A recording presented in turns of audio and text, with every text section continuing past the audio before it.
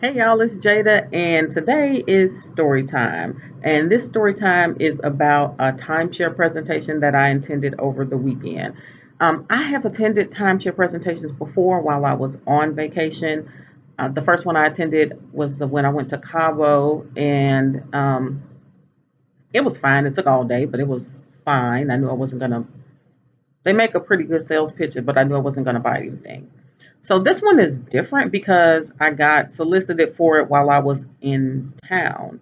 There was a barbecue festival this weekend. There were a lot of things going on this weekend, and this past weekend in St. Louis. And I went to the barbecue festival, and while I was standing in line at one of the vendors, a student that I had mentored a little bit at my alma mater a couple of times this past academic year. Well, no, this current academic year. So we are in 18-19. So yeah, I've seen her. Well, yeah, I saw her in spring 18 and then fall 18, and I had just had an engagement with her not too long ago. So she was working the booth to get people to sign up. And I was like, and she recognized me. Her hair was different, so I didn't necessarily recognize her. But she's like, hey, and she came up to speak, and I told her, I'll come over to your booth when I get out of line. And so I was asking her, I was like,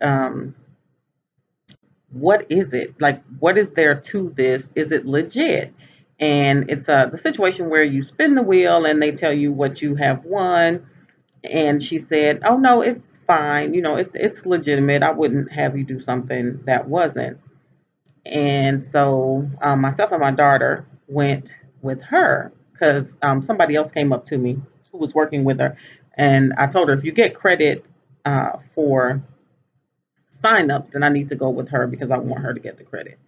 And so I went with her, but my friend and her cousin went with another woman.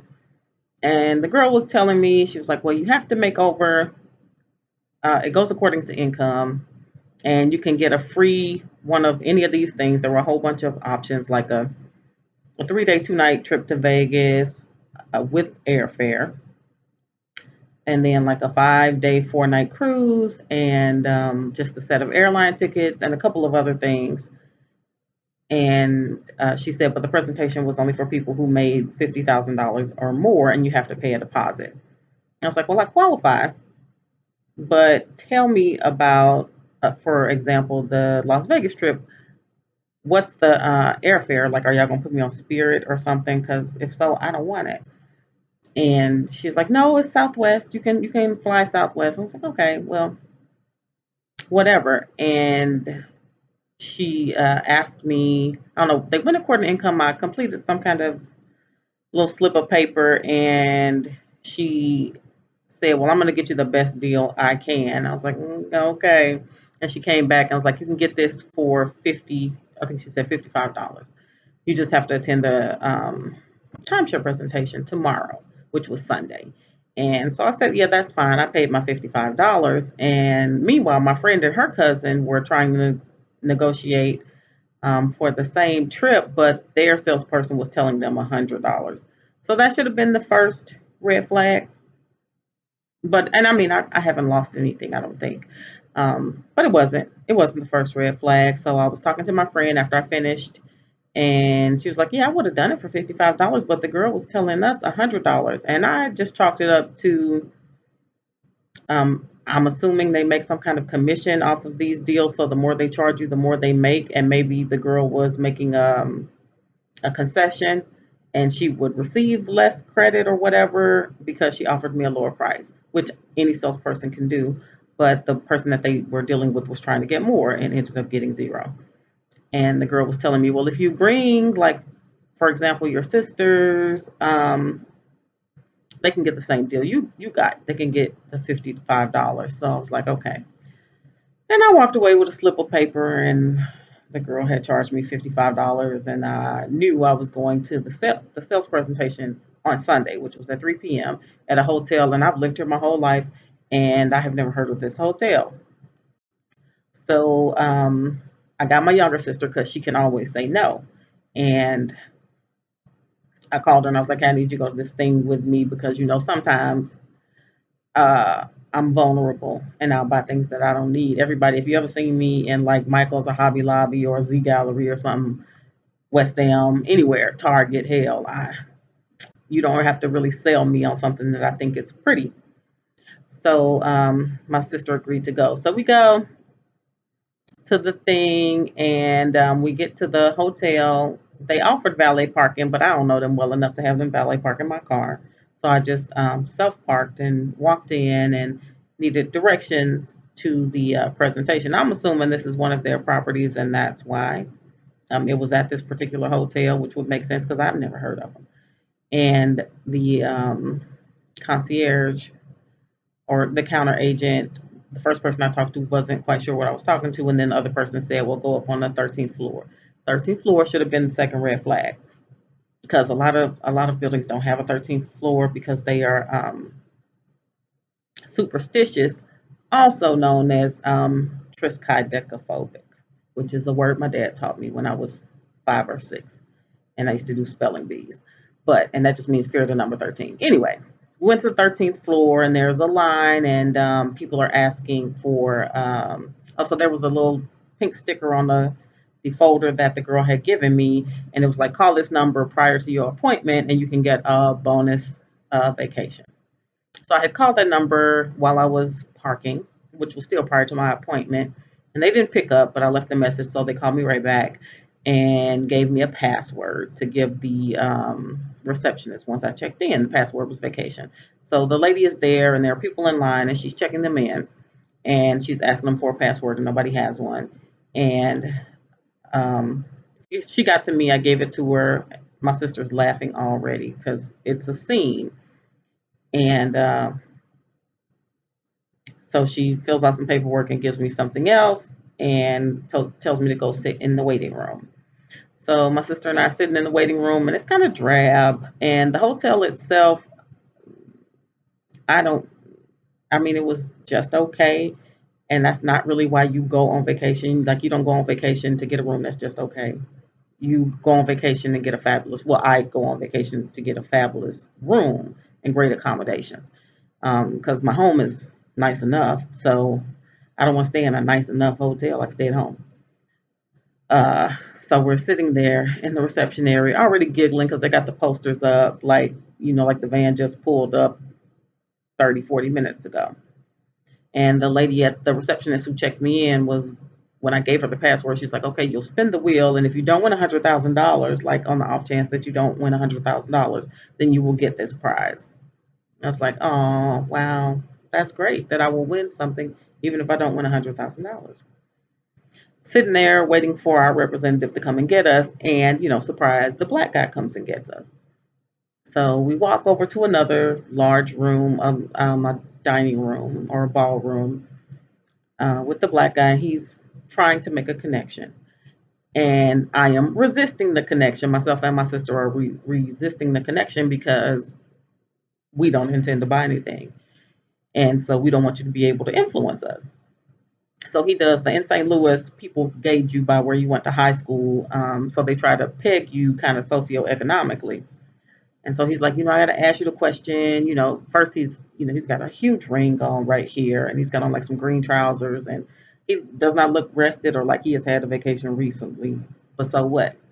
And he's like, well, you lucked up that you got me. I already know I'm good at what I do. I'm like, that's great. And he's like, I got to ask you the St. Louis question. Where'd you go to high school? And I was like, okay. And I don't want to engage, but it's early in the process. So I tell him where I went to high school because lucky for me, I went to high school at two different places. I started at one place and finished at another one. But the one where I started, you can't peg people, like, because it's a gifted magnet, and people from the city and the county went there. So you can't really peg them. All you know is that they're smart.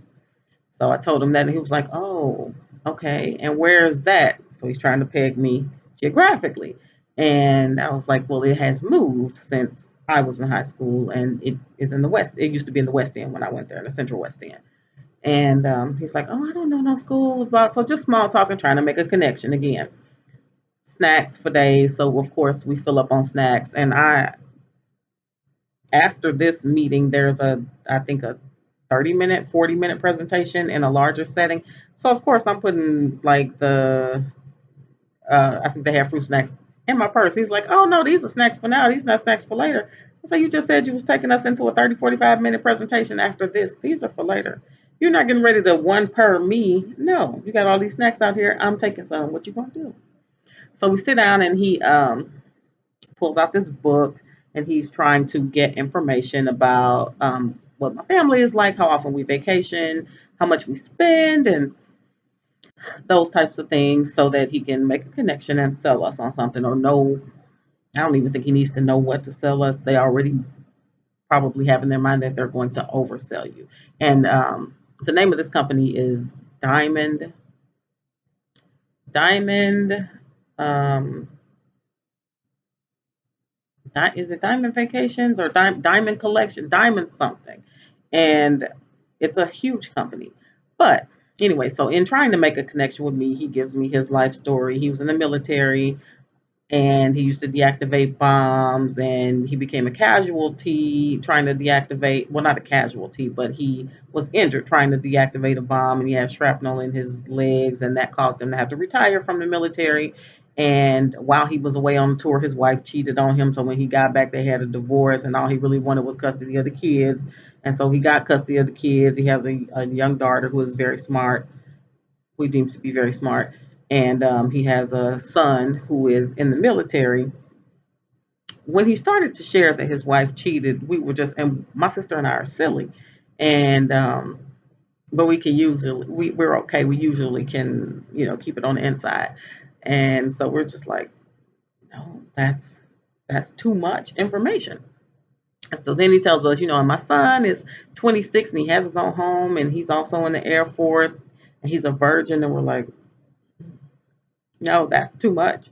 And but he's not gay, knock on wood. I was like, wow, what are you doing? Why are you telling us all this? He's trying to make a connection, and he doesn't know we're allies, of course.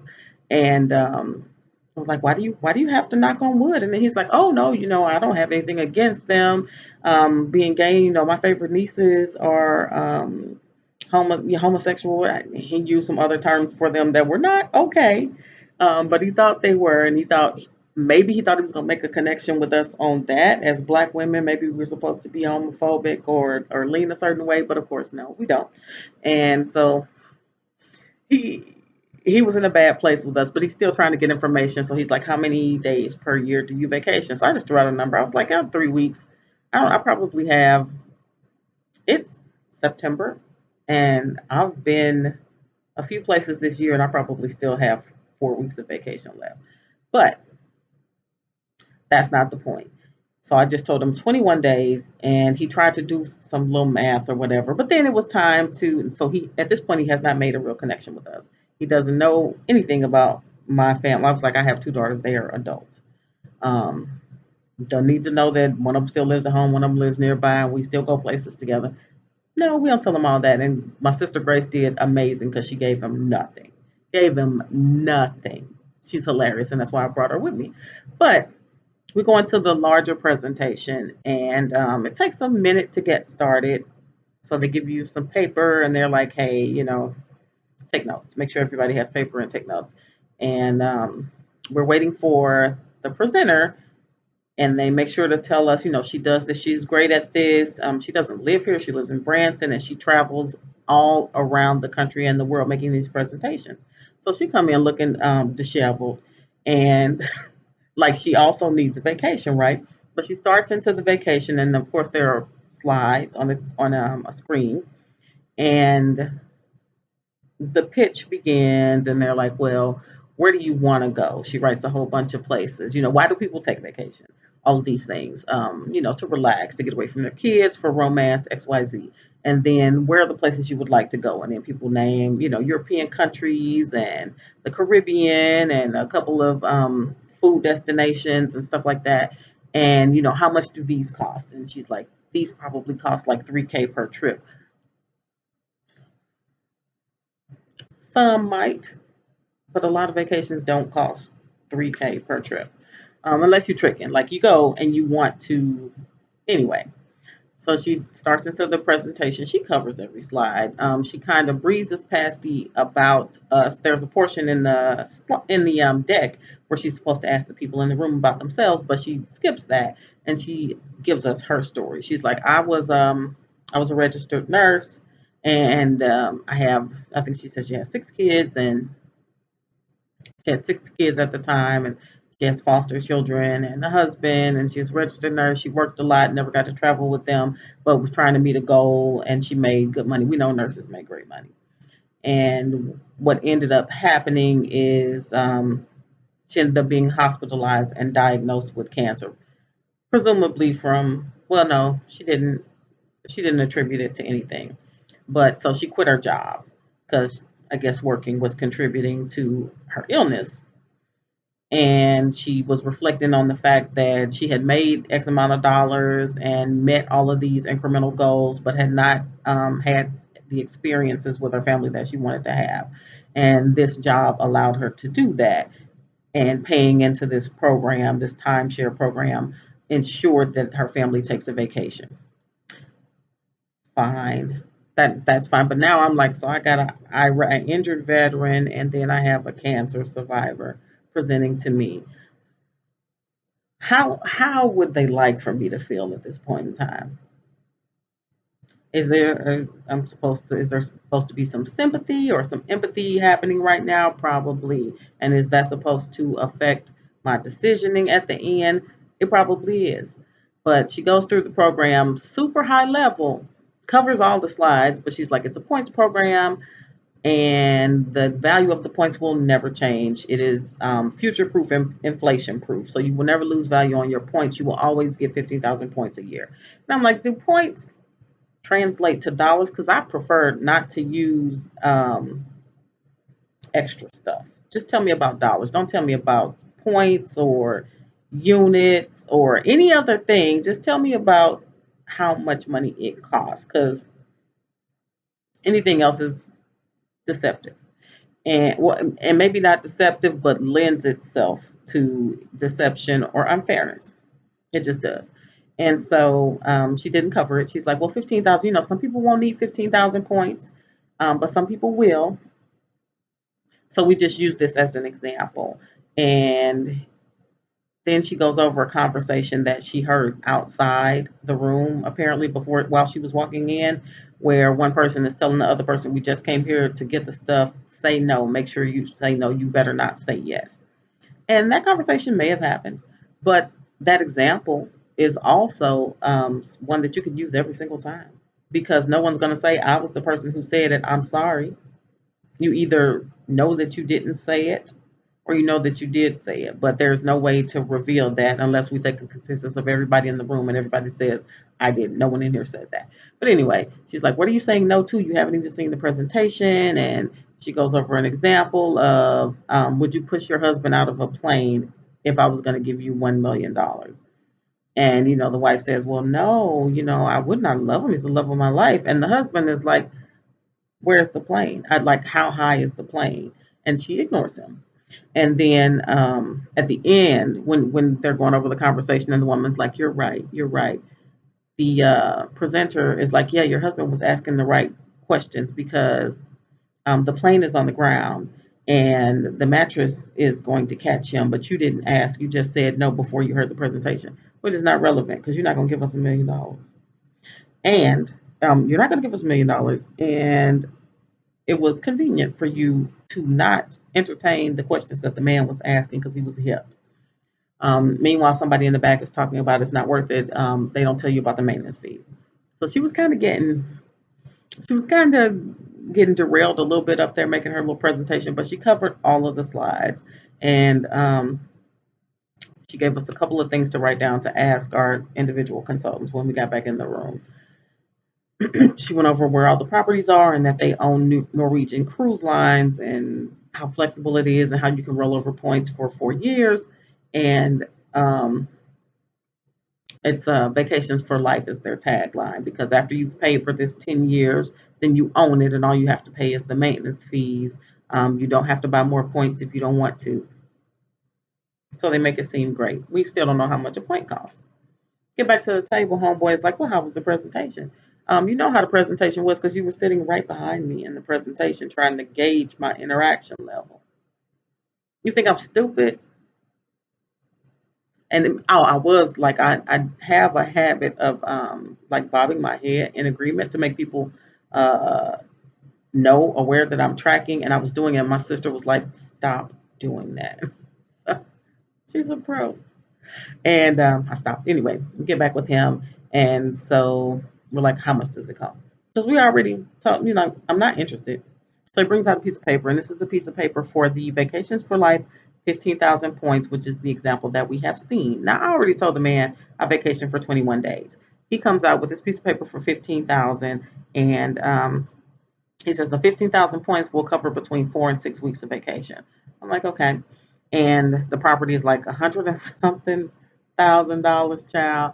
And the closing costs are like 750. The down payment is something, but they're going to give you built-in equity. And so at the end, it only costs $48,000. I'm like, okay. And at the bottom of the page, there's a finance charge because they do their own financing unless you want to go through another company to do your financing. Their interest rate is 13.99%. If I'm buying real estate, why would I be paying 14% interest? That doesn't even make sense. And so I do the math while he's writing down numbers and all this stuff. And he's like, well, if you buy this and then this, and so this is the amount that you will pay. And it was like $763 a month, I think it was. And there was a $6 um, payment processing charge per month. That's you're gonna lose me on fees every time. So it wasn't a 760. I'm not buying it anyway.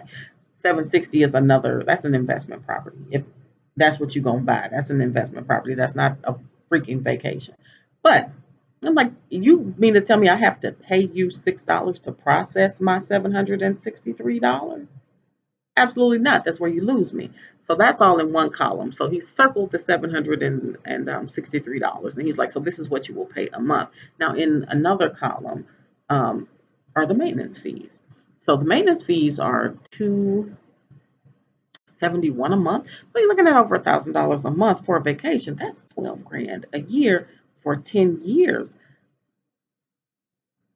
which it's not cost efficient. So I go over that and I'm punching up the numbers for the finance. And I'm like, this financing, you're paying for this. This is $42,000 worth of interest on a $48,000 property loan. It doesn't make sense. I'm like, this is a mortgage, and the interest rate is ridiculous. And he's like, yeah, that's why most people just use other financing. I'm like, right, but the qualification for this presentation was that you make over $50,000. Why would you, for somebody to make $51,000 and they have their own damn bills, why would they then be spending another $1,000 a month? That's not feasible for somebody that makes $51,000 a year. It's predatory because you're going to approve them through your private financing. And then one of the conditions of participating was that you can't have filed bankruptcy in the past 2 years. They're like, right, you stuck with this. You're going to pay this. He didn't even mention the maintenance fees, even though they were, because they were in the next column. I just looked at them. I was hung up on the $6. So, it wasn't no point in mentioning it. So I was like, no, no. And so he's like, okay, saying no. So I'm going to go get this person who had opened the presentation for the other woman. And he actually looked kind of pulled together. And so he comes with a different deal. And this deal is for half as many points. It's for 7,500 points. And the monthly cost is like 210 a month. And then 70 something dollars in maintenance fees. And so he goes over it and he's like, so this plan will cost you like $2 and something per point. And then my sister is like, wait a minute. It seems like the more points you buy, the less the point would cost. Like you would get a discount for volume and points. But the 15,000 point plan costs three something a point. And this 7,500 point plan costs two something a point. That doesn't make sense. And the guy's like, well, yeah, it's because the cost of the property. I'm like, no, you said a point is a point. So You didn't say you were selling different accommodations. You said you were selling different points. Like, and I can use my points however I want to. And it was all kinds of stuff, child. They were talking about renting points, like you can pay the rent points if you don't want to use your points, or like you can spend cash on some stuff. And my sister said, well, you said you can spend points on anything. You can spend points on food. Why would you spend cash on food if you can use points on food? Like, what's the point of buying these points? So they were confused. And I think they realized that we were a little more hip, especially with the price of the points changing from plan to plan. So they sent in another guy that looked like the janitor child. And he's he's like, I just, I'm just coming to see if there's anything else. I just basically want to make sure that you got the right presentation and want to make sure everybody did their jobs. So you gave me a black injured veteran and a female cancer survivor. And now you are coming to me to make sure that they did their jobs correctly. How am I supposed to feel? Like, am I supposed to say, well, I don't want to get them in trouble? So I should buy something so that they don't think that they didn't do their jobs correctly. I said no. The lady presenter does this for a living and travels extensively to make this presentation. She covered every slide. She did what she was supposed to do. The man covered he covered what he was supposed to cover. He asked all the questions that he was supposed to ask according to the paper, and he went over the majority of this information. He did what he was supposed to do. My issue is with the presentation. And my sister said the same thing. She was like, it's the presentation. How am I supposed to feel if you first try to sell me something that's more than what I need, and then you bring out something that's a third of the cost of what you presented me first? Like, how would I feel? Like, I'd feel terrible if I had bought or agreed to pay you $1,000 a month and I could have got something to suit my needs from you for $300 a month. And the guy's like, well, that's not how it works. We have to present, we can't present this to you because this is not what you needed. I'm like, I told the man that I vacation 21 days. That's 3 weeks. Why would he lead with a package that shows me 4 to 6 weeks? That doesn't make sense. And he was like, well, they can't show them to you at the same time. I'm like, I've never been a banker, but I do work in finance. When you go to the bank and you tell them that you need a checking account, they show you the options for the checking account, all of them. Are you a student? Are you a veteran? Are you a business owner? They show you all of the options up front and choose. Yeah, they would prefer that you choose the one that will give them or yield them the most profit. But they show you all the options up front. I'm saying be open and honest, present everything that's available. And he's like, well, no, I worked in finance too. And you wouldn't show a person a business account if they are just looking for individual checking. I said, which one of these is a business account? The 7,500 points, 75, or the 15,000 points? He's like, well, no, you don't. I don't think you understand. I'm like, no, we do understand. Like, that's the point. You're trying to get over on people, and that's just not okay. Like, he was through with us. And then when I asked him which one, I'm an old lady.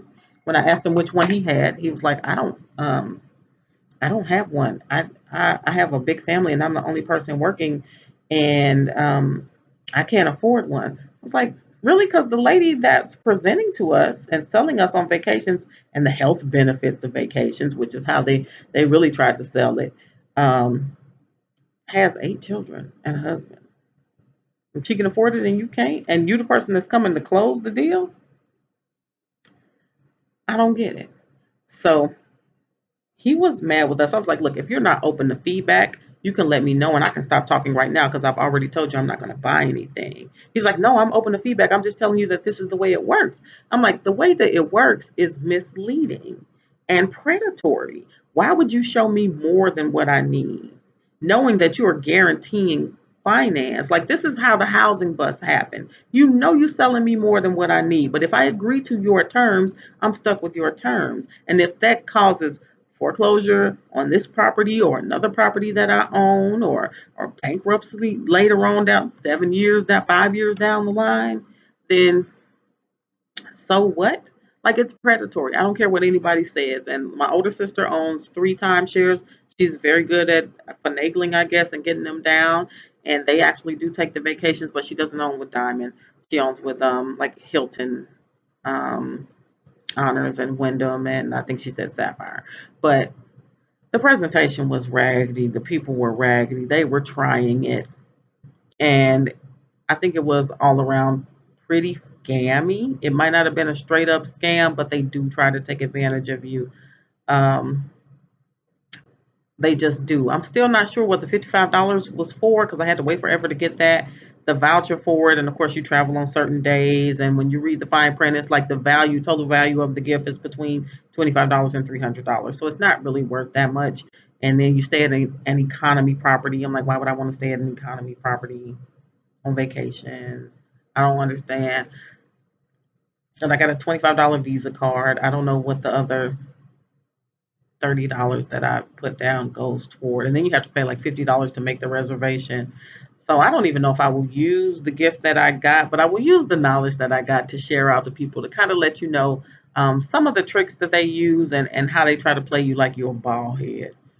So if you really want free stuff, ask a bunch of questions up front and just be prepared because they are going to try to pull every trick that they can. They're going to try to rely on your emotions, your heartstrings, they, you don't want to get sick. You don't want to um, get too exhausted. Like you don't want to forego go vacations and experience and making memories with your family. Like they really do try to play you. But the advantage is when you don't allow them to make a connection and get too deep into your stuff. Because people can't influence you if they haven't connected with you. And that's a lesson in business. You cannot influence a person who does not feel a connection to you in some kind of way.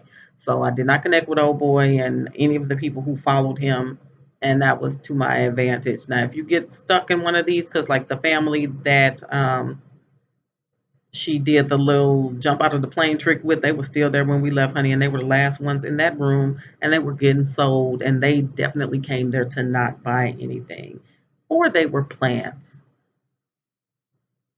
They could have been plants.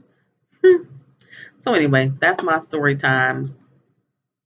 I can't tell you what to do, but Bookit.com, even if you're on a budget, you can make installment payments on your vacations. Travel Zoo has really good deals on vacations. Priceline has great deals on hotels. If you work for a big company or corporation, you usually can get the corporate rate for your hotels, sometimes for your cars if you drive, and for your train if you travel by train. There are plenty of ways to take a vacation and not break the bank. You do not have to be paying nobody no damn $1,000 a month to stay in the economy accommodations or luxury accommodations for that matter. No, anything you prepay is supposed to be a liability to the person to whom you've made the payment, but it's an asset to these people because they not gonna give it back. They're not gonna give it back. The man told us we have 72 lawyers look over this to make sure that it's okay and it's not misleading. I'm like, you got 72 lawyers to make sure can't nobody get out of it once they get in. Who you think you're talking to? So happy travels, y'all. Talk to you later. Bye.